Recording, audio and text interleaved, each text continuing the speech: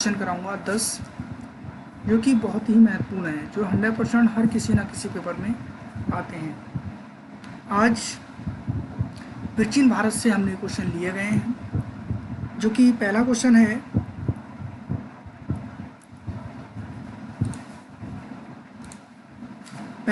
है, राजपूत वंश की स्थापना किसने की थी? राजपूत वंश की स्थापना किसने की थी?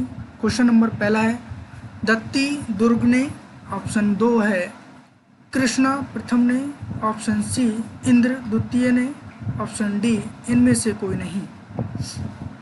तो ऑप्शन है ए दत्ती दुर्ग। राजपूत वंश की स्थापना दत्ती दुर्ग ने की। इसकी स्थापना 8 ईस्वी में की गई थी। क्वेश्चन नंबर 2, सेन वंश की स्थापना किसने की? बल्लाल सेन ने, ऑप्शन बी हेमंत सेन ने, ऑप्शन सी विजय सेन ने, ऑप्शन डी सूरसेन ने। आप बताइएगा इसमें किसने की थी? ऑप्शन इसमें है बी हेमंत सेन ने।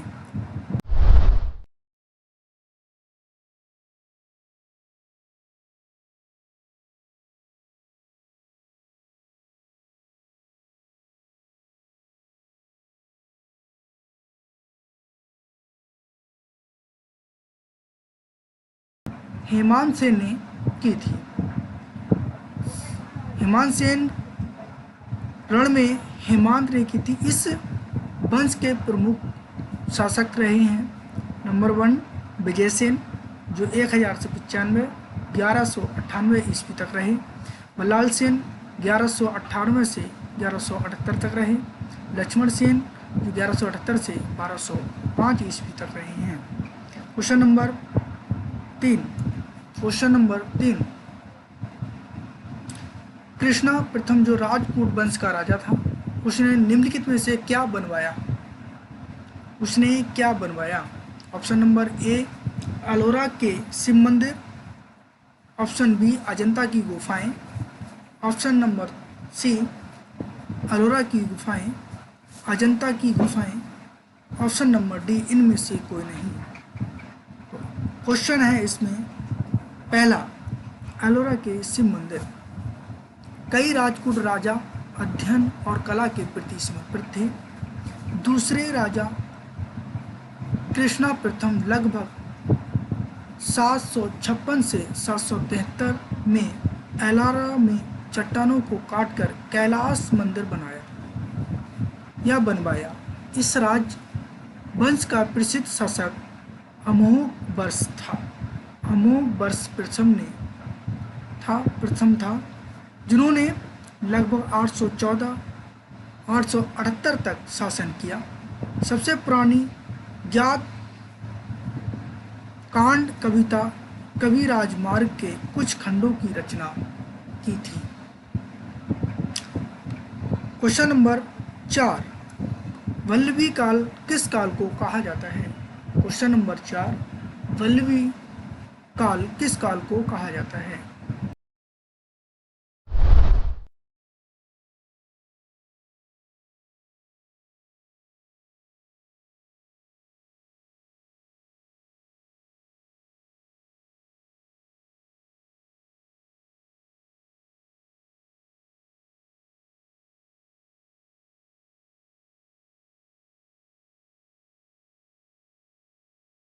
ऑप्शन नंबर ए गुप्त काल को, ऑप्शन नंबर बी कृष्णा काल को, ऑप्शन नंबर डी मौर्य काल को, ऑप्शन डी इनमें से कोई नहीं। तो ऑप्शन है इसमें गुप्त काल को कहा जाता है। वल्लभीपुर या वल्लभी से इस नाम से पड़ा है। शासकों के उत्तरागुप्त कालीन अनेक अभिलेख प्राप्त हुए हैं। बुलंदों के परंपरागत इतिहास से रचित है। वल्लभीपुर की स्थापना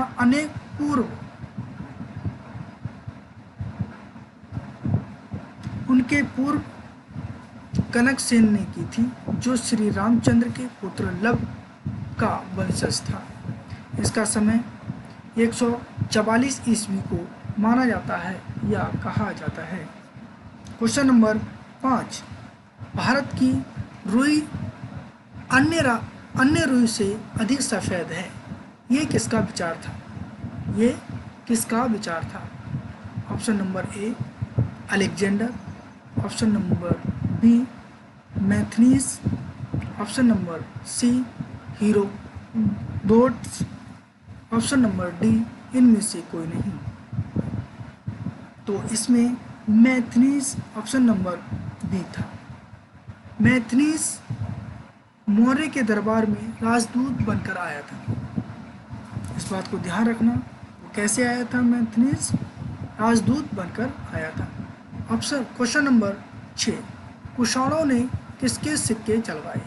कुषाणों ने किसके सिक्के चलवाए? ऑप्शन ए सोने के, ऑप्शन बी चांदी के, ऑप्शन सी तांबे के, ऑप्शन डी उपयुक्त सही। आप इसमें से ऑप्शन बताइएगा, कमेंट कीजिएगा। तो ऑप्शन इसमें है सभी।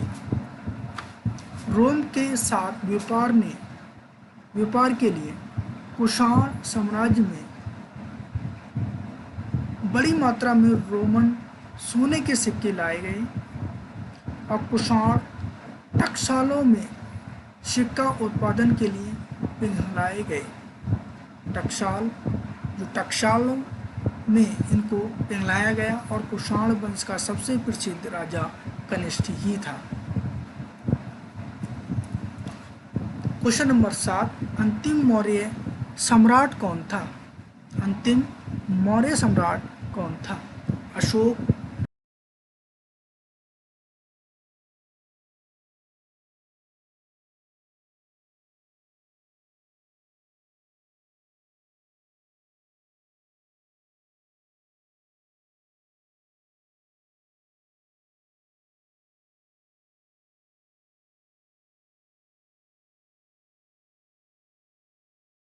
सम्राट बृहरथ था। उसका सेनापति जो था पियूष मित्र शुंग ने मारकर उसकी हत्या कर दी। उसका ही सेनापति था जो पुष्यमित्र ने हत्या कर दी।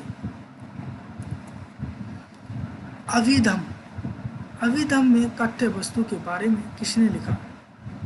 अश्वघोष ने, महाकाश्यप ने, मोलगीपुत्र ने, या इनमें से कोई नहीं?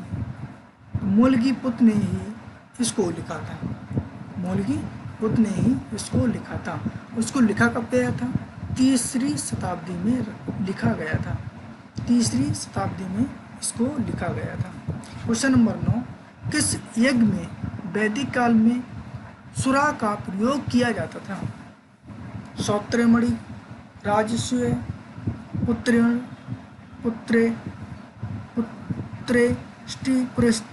पुत्रेष्टि, अश्वमेध में।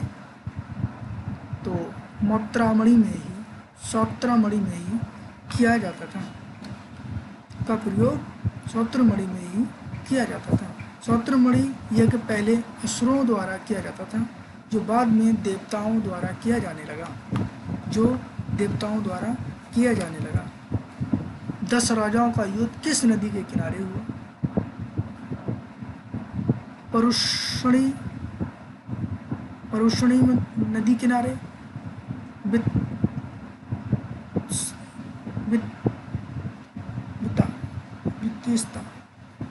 वितिस्ता